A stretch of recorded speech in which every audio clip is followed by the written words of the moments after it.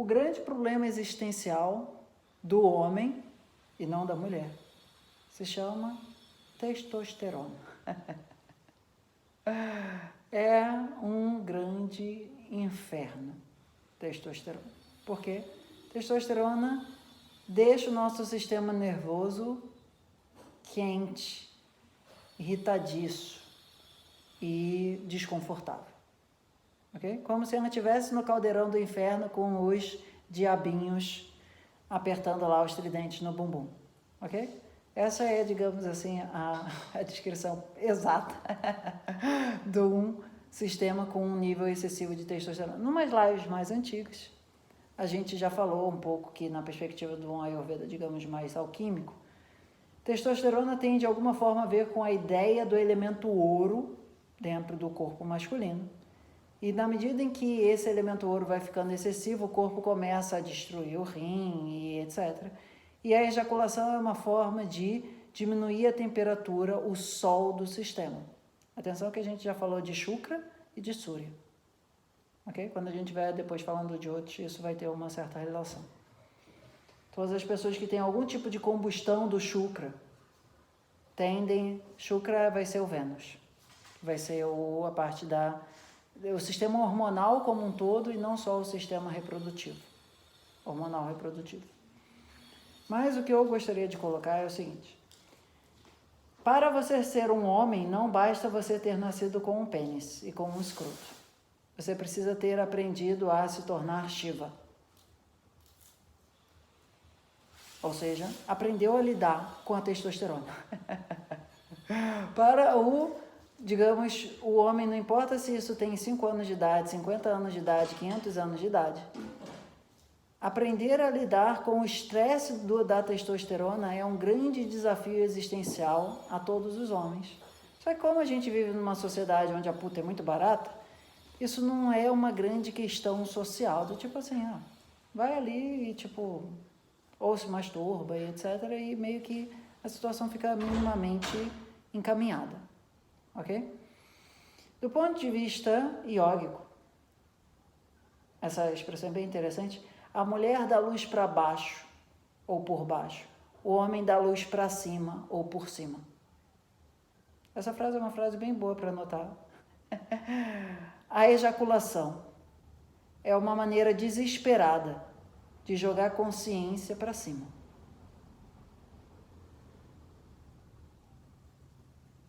Isso significa que quando a gente está, de alguma forma, tendo um orgasmo, a nossa energia bioelétrica, a nossa energia que passa dentro da nossa coluna, ela de alguma forma acende um pouco pela nossa coluna, chega no cérebro, a gente pode chamar isso meio que de Kundalini também, e destrói ou dissolve, ou derrete, ou destrói ojas. E a gente tem o treco chamado orgasmo. Ok?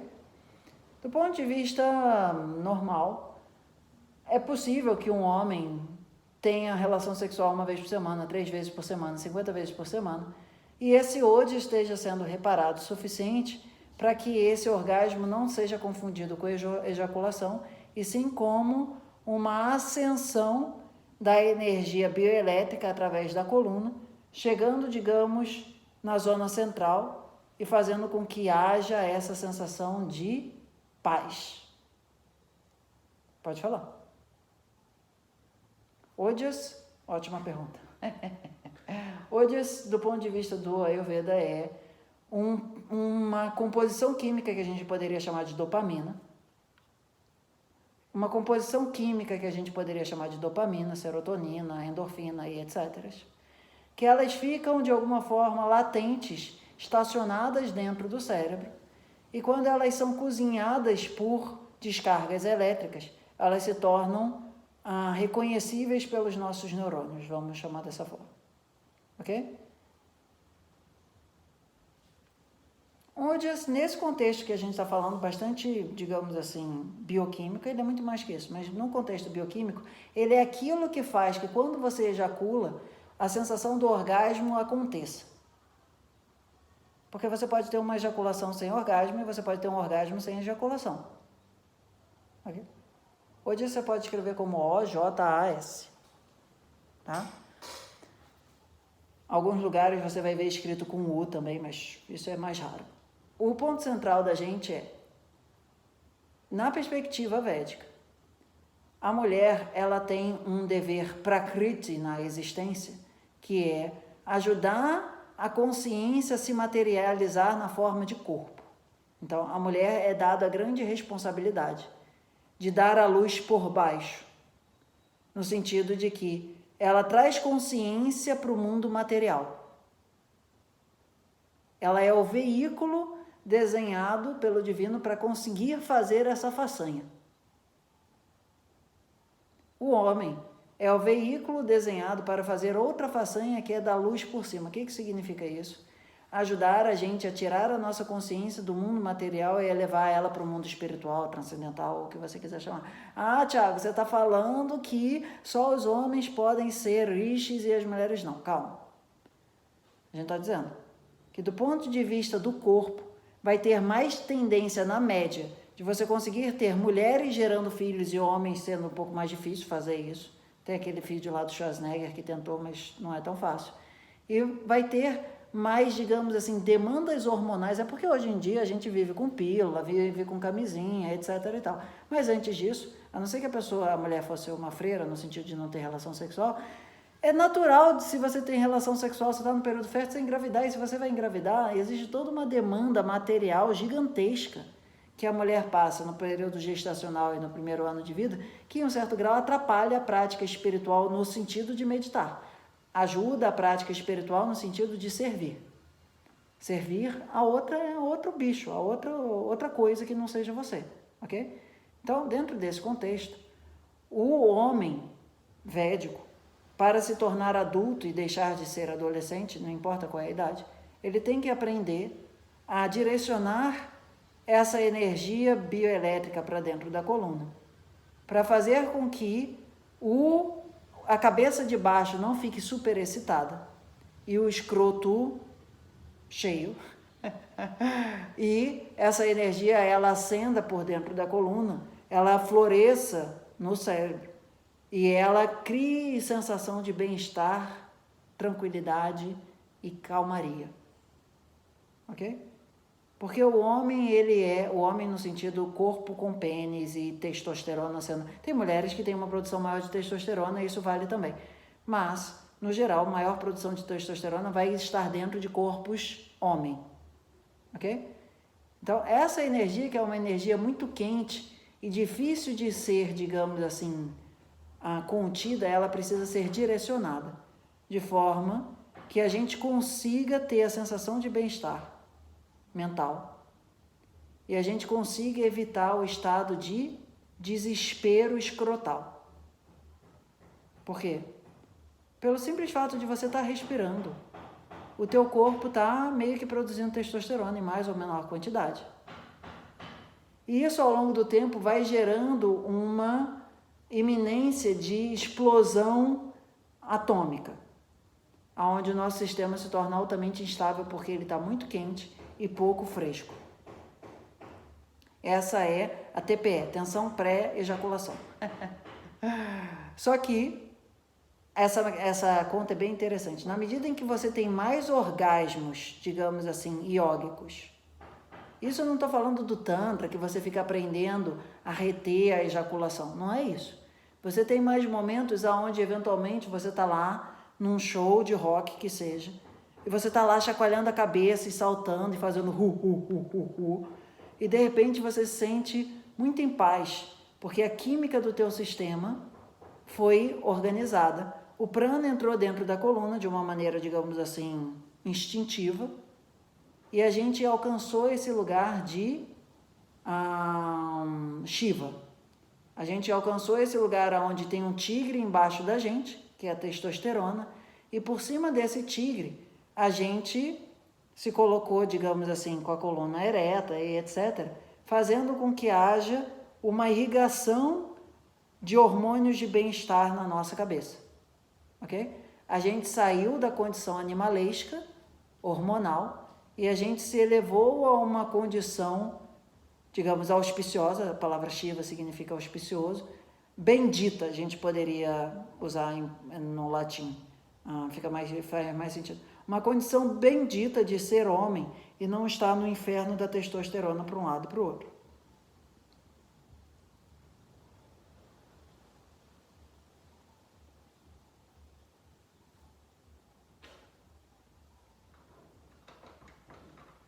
Isso é uma situação estritamente animalesca, no sentido de que a cultura védica ela não dá muita importância para o sexo enquanto recreação. A nossa cultura ocidental, por ser uma cultura mais marciana, ela associa a ideia de que para você ser homem, você precisa ser um macho alfa, você precisa ter um harém, etc. Porque a nossa cultura ocidental, digamos assim, essa vibração kármica mais marciana, mas não tão sátrica, um pouco mais rajásica, associa o processo alquímico ao 2. Marte é chamado de filho de Shiva, entre outros aspectos, porque ele significa a energia necessária para viver. E dentro desse conceito, você tem três soluções para lidar com Marte. Você vai ter, digamos assim, uma pornografia, mais, digamos assim, hard porn, e você vai estar só trepando, feito, digamos assim, genitália com genitália, não existe nenhum contato afetivo ali. Esse é o Marte tamásico. O outro é que você trepa com a pessoa, você até gosta dela, mas assim, se ela não trepar contigo da forma como você gosta, você não gosta tanto dela assim. Você gosta de trepar com ela da forma que isso te agrada, isso agrada a ela também, ótimo, ou ele que seja, mas você está, digamos assim, ficando feliz com a trepada e não exatamente com uma relação onde o outro é mais importante do que, digamos, o que está acontecendo do fuque-fuque. E existe um outro lugar onde a relação sexual ela se expressa prioritariamente como um veículo de afeição, senão, mano, é um gasto de energia muito grande para você ficar jogando fora à toa. Porque, do ponto de vista iógico, toda vez que você ejacula, você está produzindo... Sabe quando você produz óleo essencial? Você pega uma tonelada lá, não sei quantas toneladas de pétala de rosa, espreme para fazer uma gotinha de óleo essencial. Na perspectiva do Ayurveda, você espreme toneladas de comida e processo metabólico para fazer uma gotinha de sêmen.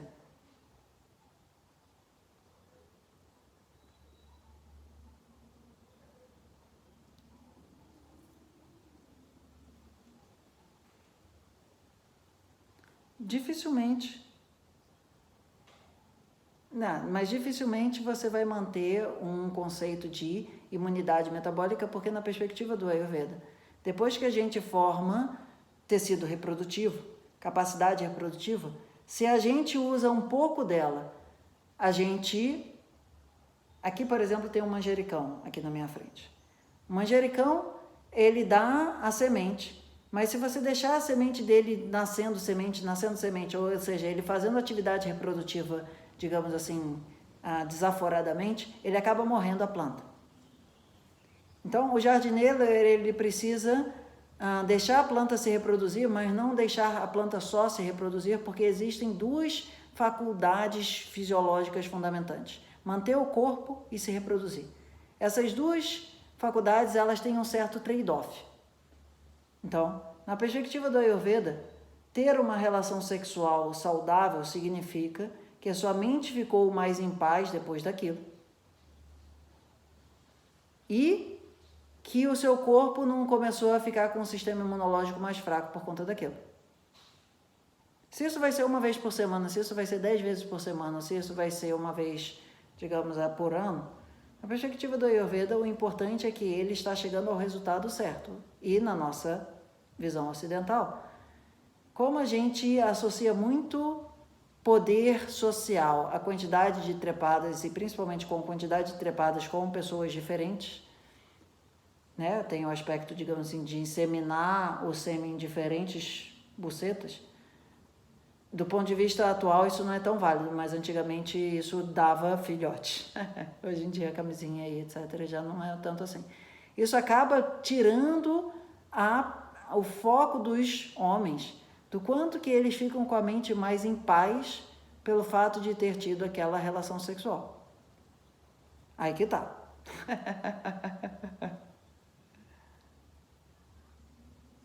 supostamente, se você tem um trabalho de consciência durante o ato sexual, após o ato sexual, provavelmente a tua mente vai estar em paz.